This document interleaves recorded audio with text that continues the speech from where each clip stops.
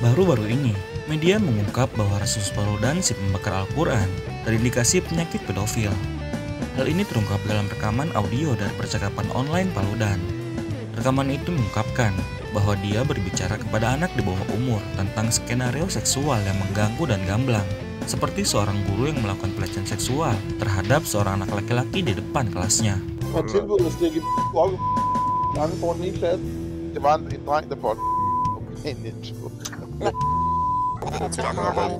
prøver bare at forklare dig lidt omkring islam, for at du kan få en idé om, hvorfor at jeg ikke bryder mig om den religion. Altså, man nysgerrig, hvor gamle er folk henne? Altså, 15, 14, 14. Jeg er 39.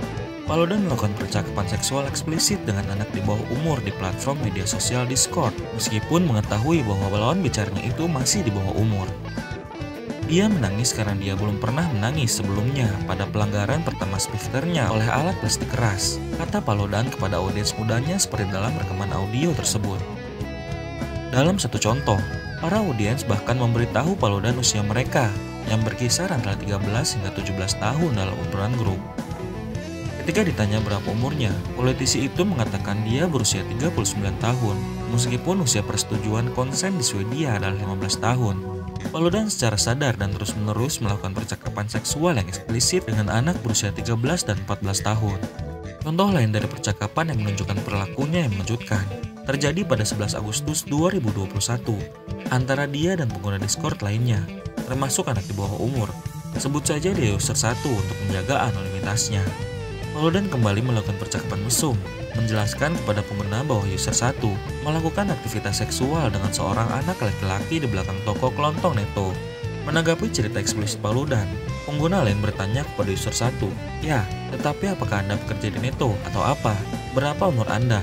User 1 kemudian menjawab, "Saya tidak bekerja di Neto, saya berusia 14 tahun." Meski menjadi dari audiensnya di bawah umur, Paludan juga memberitahu salah satu pengguna Discord pada 14 Agustus 2021 bahwa dia telanjang saat berjalan di sekitar dapur. Selain itu, Paludan berbicara tentang Islam kepada laki-laki dalam upaya apa yang dia sebut mendidik atau menjelaskan kepada mereka mengapa dia tidak menyukai agama itu.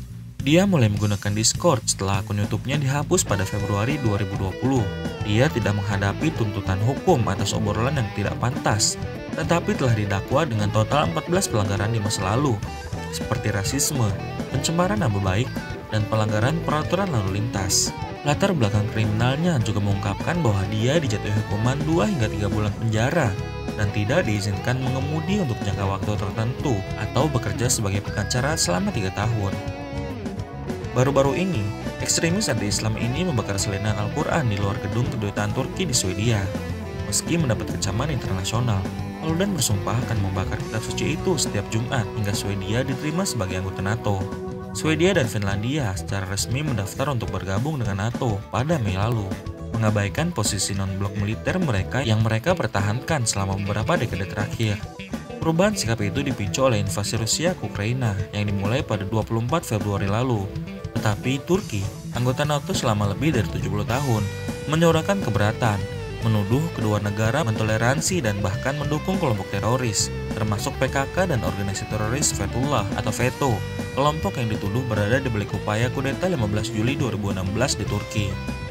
Juni lalu, Turki dan kedua negara Nordik menandatangani sebuah memorandum pada pertemuan puncak NATO untuk mengatasi masalah keamanan yang sah dari Ankara, membuat jalan bagi keanggotaan mereka dalam aliansi tersebut. Dalam memorandum tersebut, Swedia dan Finlandia sepakat untuk tidak memberi dukungan kepada PKK, YPG, PYD, dan FETÖ untuk mencegah semua aktivitas kelompok teror, ekstradisi tersangka teror, untuk memperkenalkan undang-undang baru untuk menghukum kejahatan teroris, dan tidak menerapkan embargo senjata nasional di antara ketiga negara tersebut. Namun, Swedia hanya mengadopsi langkah-langkah kosmetik untuk membendung PKK yang dituduh mengumpulkan dana di Eropa untuk membiayai kampanye terornya di Turki yang menewaskan lebih dari 40.000 orang.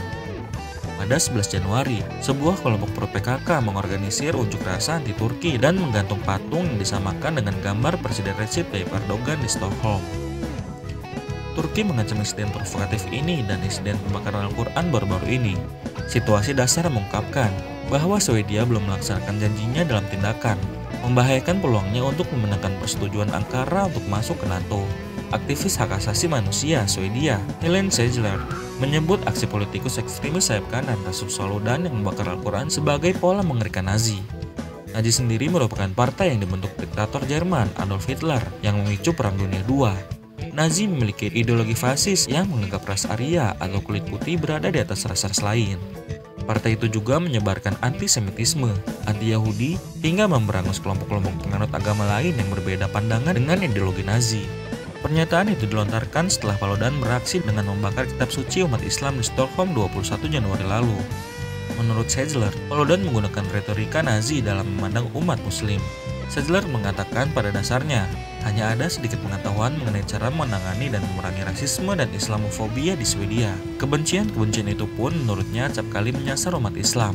Segler juga mengatakan aksi semacam itu kerap mendapat tumpangan gratis dari media yang memberi mereka wadah untuk menyebarkan sentimen rasisme dan Islamofobia. Dia menambahkan, topik itu makin berada di titik didih setelah masuk media sosial.